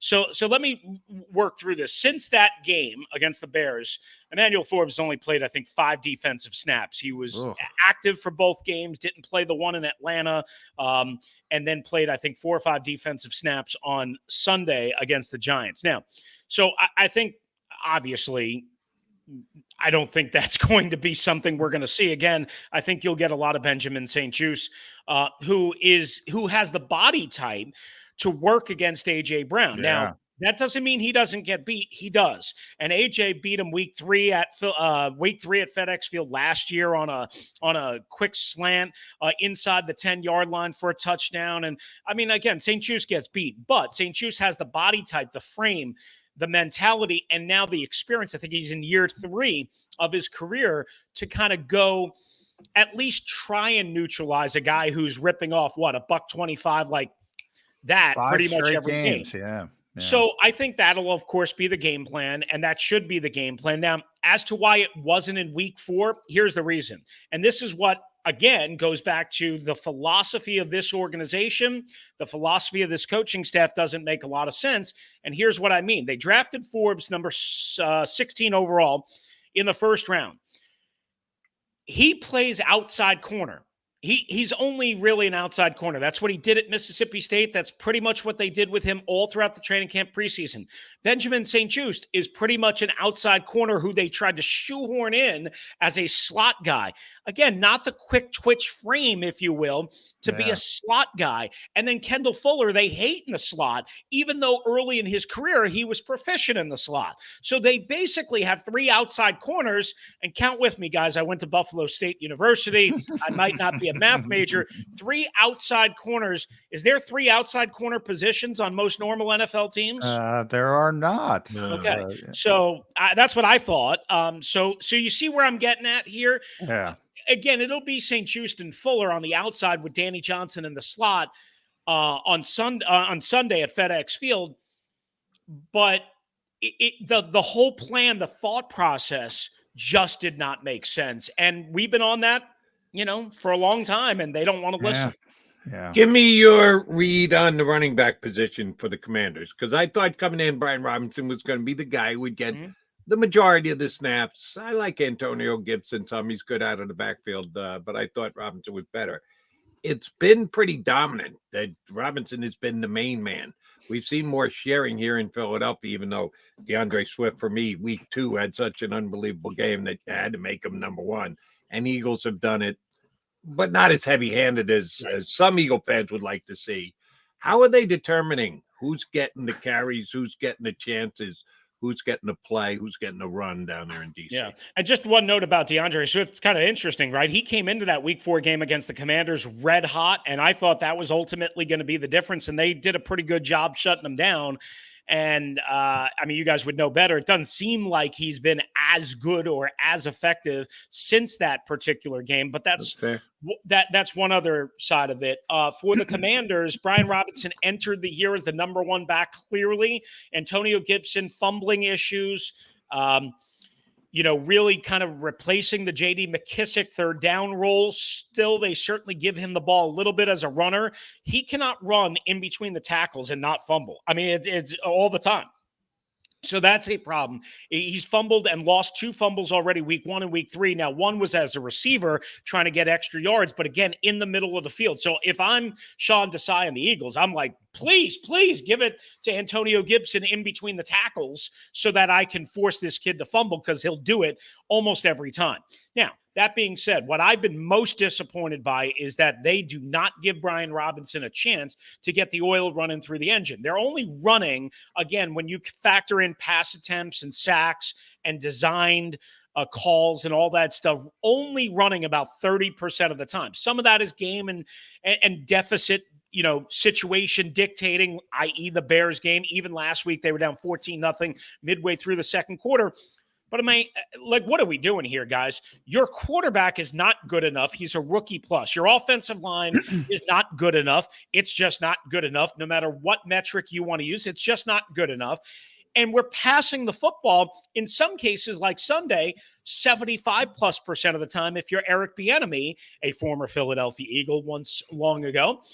It just doesn't make sense. And the one kid that has actually shined when given the limited opportunities that he has, and I don't think he played in the Eagles game. I'll have to double check that in week 4. I think he was sick or maybe inactive because he was sick the week before. Whatever the deal was, is Chris Rodriguez, 6th-round rookie out of Kentucky, tough, physical, downhill, gets yards after contact, has good vision that I don't know if Brian Robinson yet has the same level of vision, if you will, to read off his blockers and to hit whatever hole they want him to hit that Chris Rodriguez has. So I would expect the Commanders to not be run heavy by any means, maybe a little bit more than 30% in terms of ratio of plays, but also for Chris Rodriguez to have a little bit more of a helping hand or a little bit more of an advanced role than even Brian Robinson and certainly Antonio Gibson.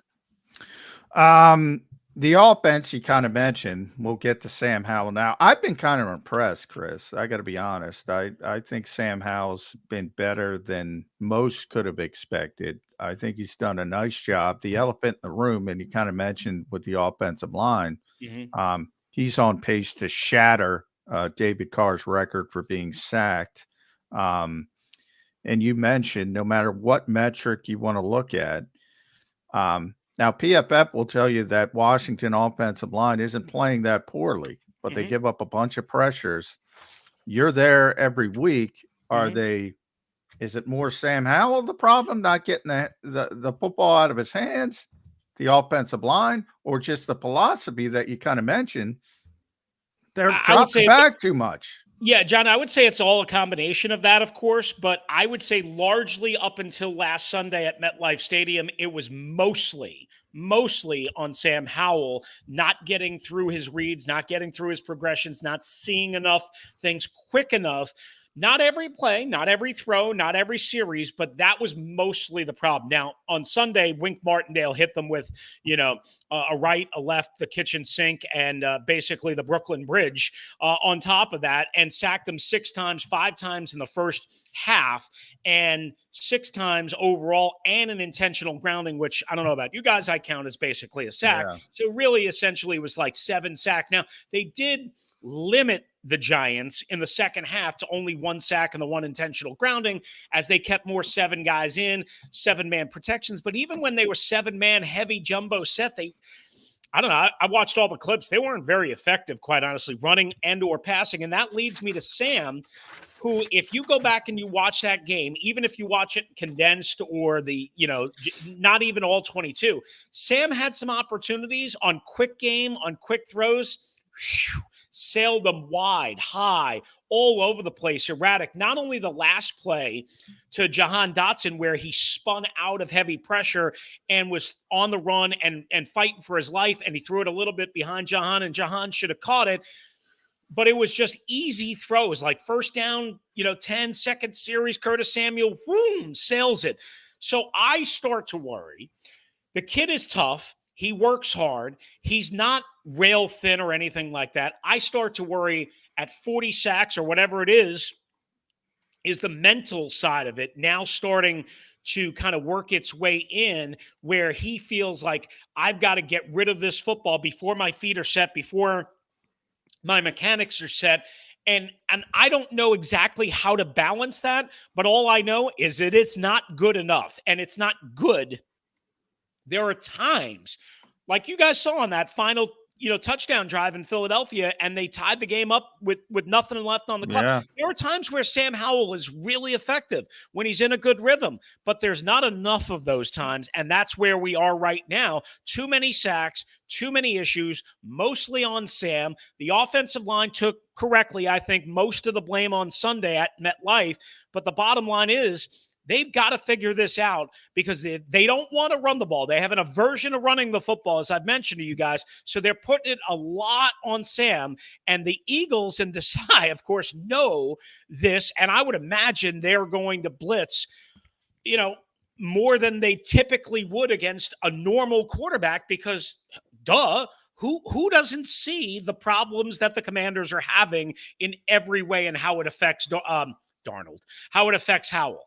Chris, let me go to an area of strength for the Commanders, and that's their defensive line. Has been for a couple of years, and getting Chase Young back as part of that group in a productive way only makes them that much better, and is something I think any opponent's got to respect coming into the week. But after last week's game, Jonathan Allen gave the football fans a little extra entertainment. When asked about his frustration level, he went to a little bit of a profane-laced tirade about 7 years and not being able to get the job done and the like. And it was very entertaining. Thank you, Jonathan. How did it play in the locker room? Were his teammates like rolling their eyes and going, you don't think we're giving effort? Are you looking at us when you say that? Or was it, yeah, Jonathan, you the man. Thank you very much for stepping up and saying it, because we're all frustrated too. It played one of two ways. Which way did it play more in that locker room? Well, so I haven't been with them since that game and that post game, but I will tell you, in that locker room, they were all pissed, as they should have been. They were not good enough in any way, even though the defense wasn't the culprit on Sunday. But they did get carved up like a Thanksgiving turkey on 2 drives, and it was way, way, way, way, way too easy for an anemic Giants offense. So I would say this. I don't know how it's necessarily played out, like, i.e. yesterday, because I wasn't there. I'm doing my show at the time. But I know that Jonathan Allen is universally respected. He speaks for all of them. Nobody was mad. I mean, Chase Young, I talked to him. He had a big old dip in his mouth, which pissed off a lot of Commanders fans. I don't know. I don't care about that stuff. He didn't have much positive to say. Talked to Montez Sweat, same basically thing. Here's what I know, guys. Here's what I know. This all-star defensive line, Chase Young has bounced back here and has played 6 games because he missed the season opener, and he's been really, really good as a pass rusher. He's developed an inside rip move, an inside attack move where he'll go for the right shoulder, I guess it is, of the left tackle. And remember what he did to Jordan Mailata in Philadelphia in week 1 in week 4. He blew through him for a sack, and also had I think it was another 4 or 5 pressures or whatever it was in that game. So Chase has been really good. What hasn't happened yet is Chase Young and Jonathan Allen working next to each other have not had that cohesion and rhythm on stunts, on games, on stuff like that, where you don't have to blitz to get that extra pressure. And it seems like they're almost, I don't want to say battling each other, but just not in cohesion. And then at times, Montez Sweat and Daron Payne have taken over games against bad opponents, i.e. Arizona and Denver early in the year. But I got to be honest with you, even in that Philadelphia game, I mean, Montez Sweat had one late pressure on Jalen Hurts. Daron Payne really wasn't there. And when you're paying a guy $22.5 million, you need a big play. You need a big momentum series. You need a big change. And you need to do it swiftly, not Taylor Swiftly, but you need to get that done quickly. Nice. And they don't do it enough. So I would say against this Eagles offensive line, it's probably going to be a 50-50 split battle, and Washington will have some success. But they're not good enough. They're not dominant enough, guys, to take over games against really good offenses, period.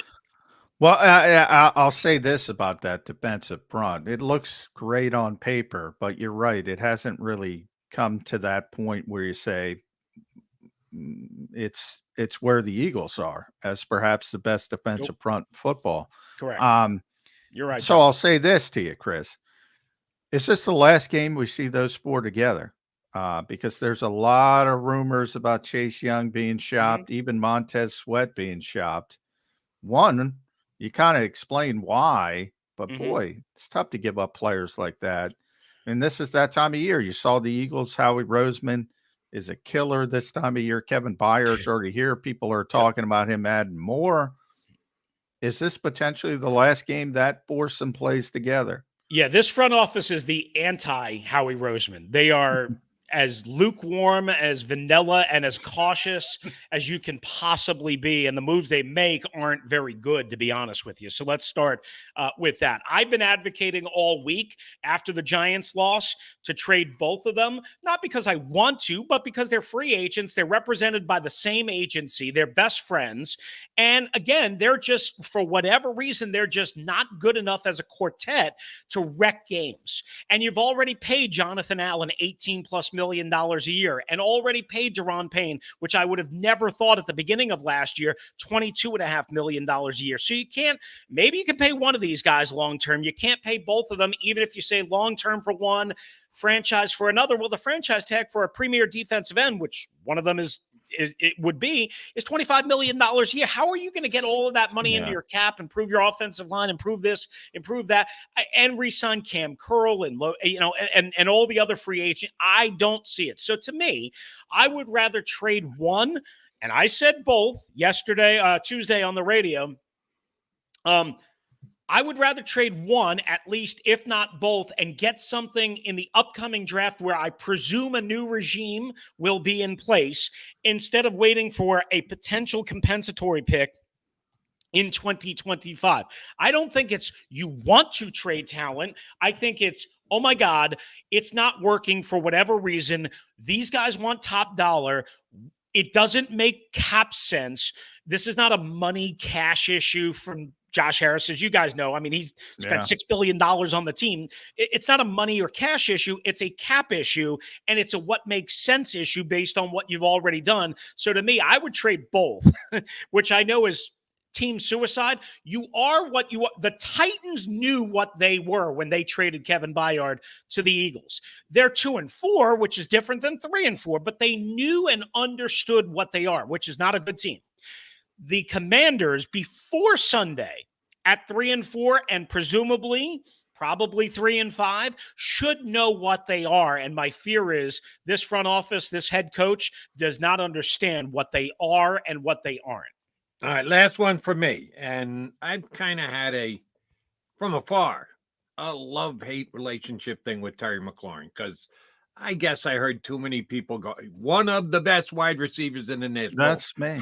How I many- blame. yeah, McMullen. I'm not blaming. How many do you have to go down before you draw the line of not one of? Top 10, maybe the bottom of the top 10. That, for me, doesn't make him one of the best wide receivers. It makes him a very good wide receiver, but not one of the best. And we've had this semantical debate before. I mean, here's the thing, guys. You remember what he did in his NFL debut at the start of 2019 at the Link, where he had the long touchdown on the deep post and then should have had a second one. He's got that kind of explosive take off the top ability, the ability to change games. We've seen it from time to time. The problem is, and I truly do feel this way, and this is not like me being a campaign manager for Terry. He's a great dude, a hard worker, really talented, really smart, really mature, all of that, great leader. The problem is he hadn't had a quarterback worth a damn enough. And Sam Howell is the best he's had. Dwayne Haskins, Alex Smith, Kyle Allen, Carson Wentz. Get to my guy. Come on.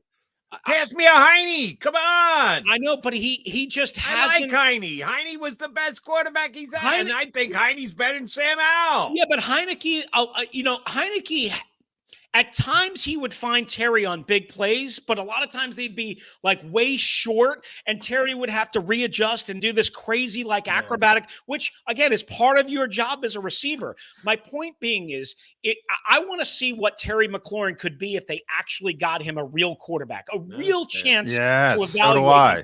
That being said, there are I see the greatest potential combo. Kirk Cousins and he'd Terry put up McLaurin. monster John numbers. McMullen would go nuts. He'd predict 4,000 yards for Yes. Kurt and 1,200 of them for Well, he wouldn't McLaurin. be Jefferson, but he'd put up monster numbers. Kirk is my guy, and that's the last really good quarterback this team has had. I can't believe, Chris, I got to go on my Kirk Cousins tangent because you're a Kirk Cousins guy. What the freak do people not get about this guy? My one criticism is, look, I've heard, I don't know if you know Colin Thompson, he's former NFL tight end. He just raves about him to him. Patrick Mahomes called him the most underrated quarterback in football. That's Patrick Mahomes. Troy Aikman said, this guy's really good on Monday night. Nobody thinks he's good. What are people missing? You know what it comes down to? It comes down to only one career playoff win, and then a couple of week 17 or week 18, depending on the year we're talking about, meltdowns against winnable teams and against games that the Vikings had to win. And when you get outgunned by Daniel Jones and the Giants in the playoffs, that's what I'm saying, Chris. Right? I don't freaking kept them in that game. Yes. The defense allowed Daniel Jones to march up and down the field. Kirk Cousins kept him in the game. Correct. And that's the problem, is that we too often evaluate quarterbacks just based on team wins and losses. Now, there have been some rotten eggs that Kirk has laid in some big spots. I'm not telling you that hasn't happened. I don't care. I don't know about you guys. I don't give a rat's about primetime games and all that crap. I don't care one bit. Yeah. But Kirk Cousins, not only has he been the best quarterback the Washington Commanders, Redskins, football team, Walruses, Walnuts have had in a long time, but Kirk Cousins is one of the absolute best quarterbacks in the NFL. 4,500 yards a year, the touchdown to interception ratio. Let me tell you something. When he walked in the door in 2012, guys, he didn't want to be here. He didn't want to be here because he knew they had made the commitment to Robert Griffin. Yeah. Kyle and Mike Shanahan said, hang on. You're going to eventually be a starting quarterback in the NFL, and it might be here, okay? Because they knew Griffin had limitations, and they turned out to be dead on accurate, and then some, right? So it was kind of fitting, even though Kirk has sometimes had these ups and downs and these ebbs and flows, for him to do it against Kyle Shanahan in San Francisco on Monday night without Justin Jefferson, right? Yeah. Without Justin Jefferson. And I just hope that Cousins can find a way, to maybe do, what some great athletes, like Joel Embiid. You guys deal with this all the time in Philadelphia, right? I mean, how great is he during the regular season and at times in the playoffs? But is it enough to get over the top? And so, so I just hope that happens for Kirk because he's a really good dude, B, a really good quarterback. And yeah, I'll admit I'm selfish. I'm biased. I've known him since 2012. Well, I finally found somebody else at WrestleMania 621. Make sure you follow Chris on Twitter, X, whatever you like to call it. I got to get him real quick. Josh Harris, low bar, but we know Josh so well from here in the Sixers.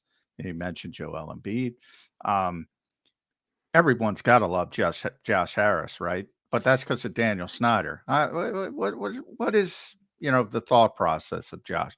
Because so some people have already, like fans that saw like video shots of him during the Bears blowout on Amazon, having a good old time in the suite and looking like he was enjoying a frosty beverage or two and maybe three. So fans and media, have been like kind of poking a little bit and being like, oh, that's not the right look for listen. Yeah. Compared to Dan Snyder, it's like, Park Place in Manhattan versus, the lowest of the lows in any city America, right? Okay. Not a hard bar to achieve. Now, the quick question or the quick thing will be, how patient is he with Ron Rivera and this front office and Jack Del Rio, the defensive coordinator? And so far he has been. I know for a fact they don't want to be the bad guy, but you see what Magic tweets after some of these bad losses. You can imagine what's going on in that suite when they're all watching the game and watching these disasters and losing games that they have no business losing. So I think they want to be patient. They don't want to be the renegades, if you will. They don't even want to do what the Walton family did to what's his name out in Denver last year, where they fired him after 12, 13 games. Yeah, I can't. I can blame the Walton family for a lot, not firing Nathaniel Hackett. But I do wonder. After Thanksgiving in Dallas, and with the stretch that they have coming up, Philadelphia at New England and that defense, and Mac Jones finally showed a pulse. At Seattle, then the Giants at home, and then Dallas on a short week Thanksgiving. If it gets real ugly in 1-4, 0-5 in this stretch, I think that's the natural evolving spot to say goodbye, Ron, and move on. One quickie, and we've kept you way too long. We got to wrap the show. Who would they turn it over to? I love this when fans want to, like last week, Belichick's done in New England. No, he's not. Shut up. But they never have the answer of, okay, if you're right, don't think so. Right. Who's going to take over? Who would they turn it over to? Would they give it to the new offensive coordinator who's been there about 20 minutes? Would they make him the head coach? So it's a fascinating question, guys, and I've been trying to wrestle with this all off season and talk about this. We got to come up with stuff to talk about. Sure. I said all along it would be Jack Del Rio because I thought the defense would be better than it is. He's a two-time former head NFL coach, head coach, 190 games of NFL head coaching experience. Eric Bieniemy's a first-year play caller, all this stuff. My guess, if they fire Rivera, it's probably because the defense never really rallied to the cause. They might fire Del Rio as well, and then you almost have no choice but to go to Bieniemy. But if Del Rio survives, which, again, he could, and if the offense continues to crater, I would assume it would be the guy with more experience. Again, remember, Bieniemy has been a coordinator and a coach for a long time. This is his first year exclusively calling plays out of the shadow of Andy Reid. He's got enough to deal with, and he's been spotty as it is. He's got enough to deal with. I would go with Del Rio, even if the defense doesn't become lights out, which I don't think it will. I would go with Del Rio, but of course, if they fire Rivera and Del Rio, then who else do you go with? Chris, you just bummed Eagle fans out. They want to be the ones who take out the Washington coach. They want their beatdown of the Commanders to lead to the firing of the coach. Yeah. I don't think that's going to happen. A little too early for it to happen this year. Exactly. Don't get mad at Chris. Don't get mad at the wait, mad at Roger Goodell for putting out the schedule. Oh, we're up against it. One last thing, Chris. Is it easy to take over FedEx still? Yes. Eagles fans generally take over FedEx Field. I mean, listen, the atmosphere has been way better this year because of the new owners and everything that we just talked about, and they got off to a 2-0 start. It's been way better, but right now at 3-4, I would imagine a lot of Commanders fans will still be there, but it probably won't be the major advantage, to the Eagles as it has been the last couple of years, but it'll still be probably a 55-45, maybe split somewhere in that range, give or take a couple of percentage points, because Commanders fans bought in, and they bought into the hope and the hype and all that. So I'm sure they snapped up tickets, and not everybody wants to quit on the season at 3-4. I get it. I understand that, but it won't be as bad as it's been in favor of the Eagles, but it won't be that hard for Eagles fans to get tickets on the secondary market if they haven't already done so. Because, Commanders fans are frustrated. They're not frustrated with Josh Harris. They're angry as hell at Ron Rivera in the front office, as well they should be. It's a very mediocre plus best operation, and that's, 3.5 years of sample size. Host and reporter and chief commander guy for heck of a Mad Dog Russo impression as well, and a tremendous Mad Dog Russo impression. Chris Russell here. I appreciate you guys. 365. Thanks, Chris. I will talk to you later on this afternoon. Thank you very much for jumping in with us. All right, Mac and Mac coming back. We got to put a bow on the show. Yeah. Stay right there.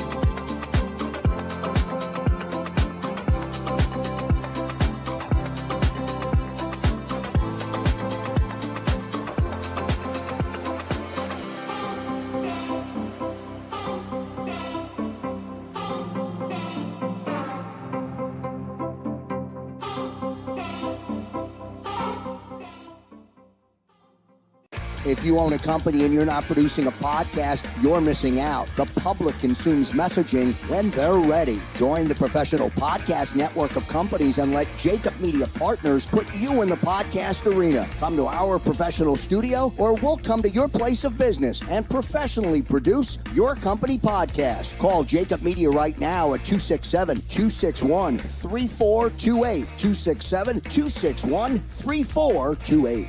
My name is Dr. Bruce Grossinger, and I'm the medical director of Philadelphia PRP and Stem Cell Institute. I'm reaching out to those who suffer from spine and joint pain. We use treatment methods that require no surgery, no scalpel, no drugs. Running, walking, or whatever your desires are, Dr. Grossinger is where you need to come. You can benefit from the same PRP and stem cell treatment as Wilbert Montgomery. Call us now at 610-222-5675.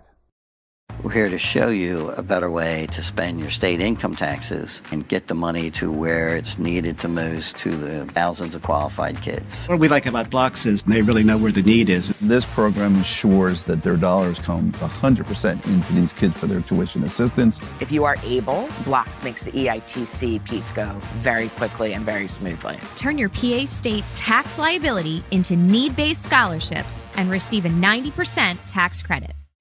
Win and save this baseball season from Colony Pools and Power Washing, a local company serving Delaware, Delco, and Chester County since 1970. Are you tired of looking at your green house? Is your roof, siding, deck stained green from algae and mold? Let the experts pressure wash your home and take the pressure off of you. Win with Colony Pools and Power Washing.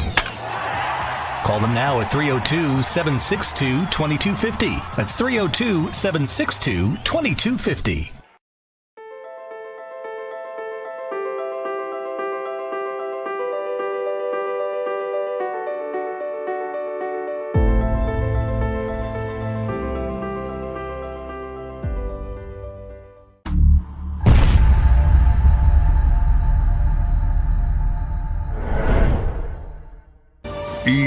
EAGLES, Eagles.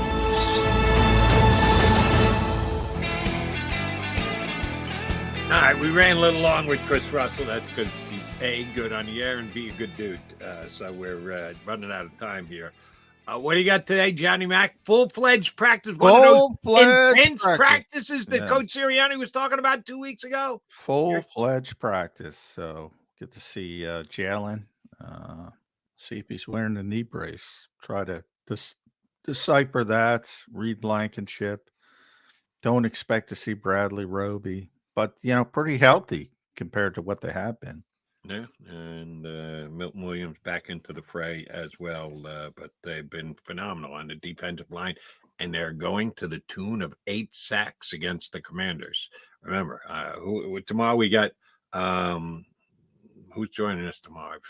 Paul Damo and Andrew DeCecco. So far, everyone's gone under 7.5 sacks, except for the Mac Man. I'm going over 8 sacks on Sam Howell on Sunday. Nicholas Morrow's going to have 4 this week. I think it's. I'm going to go under 4. We've been debating the whole Nakobe Morrow thing. Maybe Nakobe gets a couple of opportunities on Sunday.